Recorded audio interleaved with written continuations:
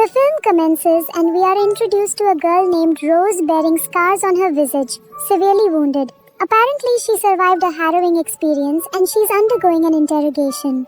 The scenario shifts to a period several weeks earlier, prior to the misfortunes that befell Rose, heralding the onset of her tribulations. During the night, we observe Rose's mother engaged in cooking at their residence while Rose is returning from her job. She encounters her mother and the pair exude immense happiness and express deep affection, since Rose's mother had brought her up single-handedly after the demise of her father when Rose was just a little girl. Her mother discusses an impending excursion with a companion named Derek at the culmination of the week. Rose is hesitant about the journey, but her mother persuades her to take part because she yearns for Rose to accompany them. As the anticipated day arrives, Rose and her mother prepare themselves and settle into the automobile for departure. Rose inquires of her mother whether placing trust in Derek seems prudent given that they have known him only for a short span. Her mother offers her assurance, positing that Derek is a reputable individual and that Rose will find him agreeable upon their meeting, dispelling her uncertainties. As her mother initiates the ignition sequence of the car, the vehicle refuses to operate. Rose interprets this as an omen that they should abandon their travel plans. Her mother responds with mirth to Rose's superstitious notion and remedies the vehicle's mechanical issue.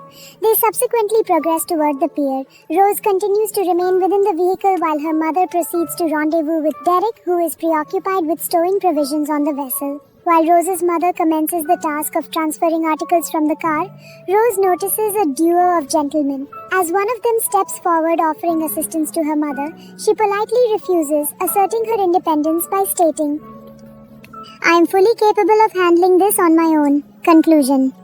They have a conversation and end up on the dairy boat. The boat's name was Analigya. Direct was quite a wealthy man, but he said that he got the boat from someone else and hadn't changed its name because it's not good to do that when someone is traveling. Now Rose still didn't trust Direct completely, but from his words he seemed like a good person, and after all the preparations they set out on their journey. We notice that there is a loving relationship between Rose's mom and Direct. When Rose goes to her room, she checks her phone. There was no signal, which made her quite worried because she thought she wasn't madly in love like her mom to trust anyone. When she tells her mom, she reassures her. To ease Rose's mind a bit, Derek teaches her a bit about sailing. Today was Rose's mom's birthday, and Rose had brought a 1 and 17 the day before, so she wished her. Direct gave both of them gifts. He gave her mom a shirt and gave Rose a small knife that could be useful in tough times. Rose appreciated the gifts but felt a bit strange about the knife. However, gradually her dislike for Direct began to fade. The next day, when Rose's mom was taking pictures, she suddenly fell into the water due to a strong wind. Seeing this, Direct stopped the boat and told Rose to quickly go down and get a blanket. Rose hurried down, and while she was looking for the blanket, she saw some weapons, which made her a bit nervous. But after finding the blanket, she quickly ran to her mom, who was thankfully already out of the water, and wrapped her in the blanket. Her mom said, "Sorry, honey, but your phone fell with me."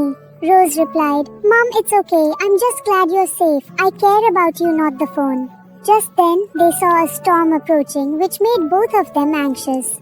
Direct reassured them that it's nothing serious. The storm won't do much harm, and they safely made it through the storm. The next day, Rose and her mom were talking. Rose's mom said, "I'm sorry, dear. I couldn't give you a good life."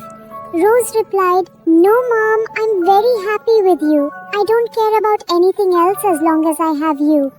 Just then, Direct arrived, and Rose asked him about those weapons, to which he replied, "It's a part of my job." "Son, I couldn't give you a good life," she says every day. "No, Mom, I am very happy with you. I don't have a count." "Did you even get a direct from you just now?" We ask him every day about those killers. In response, he says that weapons are part of my job because I was a police officer before I quit my job and now I work as a security guard. Both of them have no doubt about it. Roz was a little interested in weapons, so Derek taught him how to shoot a gun. He was amazed that he was learning so quickly. He praises her. "Mom tells me that Roz was in the Dead Army. Maybe that's why he had such a good gun." Along with time, now every day starts to feel good with Derry. Now one night while she was sleeping, Rose's eye suddenly opened by a noise. When she went to check, a second batch was coming towards them, in which there were 3 people. She had a weapon near her. She entered their boat and scared Derek and his mom at gunpoint. She asks Drake some questions because she wanted to know about something, but he doesn't tell her anything. So an angry man slaps mom hard every day, causing her to fall down. She sees him every day and immediately tells him to shut up. Therefore, if she took the gun that came down quickly every day, she would come back with the gun earlier. They would shoot his mother and kill him. A projectile strikes Dare's shoulder, causing him to plunge into the ocean. Each day was filled with my fear. He lay concealed beneath the surface. Clutching a firearm, she was prepared to fire upon any intruder and end their life in her embrace. They were on a quest for a certain item. Should they fail to find each other, their intention was to depart. It wasn't a daily encounter for them, yet they persisted in their search. But when the fire is lit, Dose comes out to her and sees the corpse of her mother. She breaks completely. Now you also had to extinguish it, so she tries to extinguish the fire to save her life, in which she succeeded. But she cries a lot because of losing her mother. She was alone, so she didn't come all night.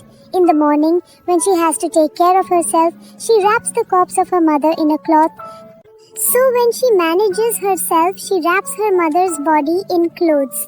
Now the cloth that was fluttering with the boat, which was helping the boat move ahead, was completely burned. Rose couldn't figure out what to do. As she didn't know much about the boat, she went down to look for the radio to call for help.